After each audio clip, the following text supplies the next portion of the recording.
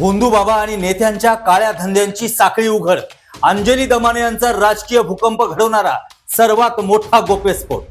तर आता ज्या घटनेला ही जी माहिती येते ती अतिशय शॉकिंग आहे.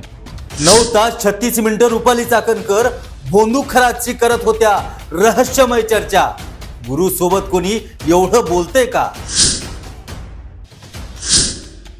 रुपाली चाकणकर यांचे एकूण 177 कॉल्स हे अशोक खरातांना झाले.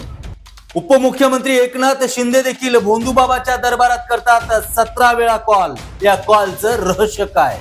एकनाथ शिंदे यांचे तब्बल 17 कॉल्स हे अशोक खरातांना नॉर्मल सेलफोनवरनं झाले होते. चंद्रकांत पाटील, सुनील तटकरे ते आशिष शेलार, बाबांच्या पायाशी दिग्गज नेत्यांची हजेरी. यात मला एक CDR ची कॉपी आली. मॅरेथॉन कॉल्स आणि व्हॉट्सअप कॉलचे गुड. दीपक केसरकरांचा राईट हँडचे 8 तासाचं संभाषण. महाराष्ट्राच्या राजकारणात घडतंय तरी काय?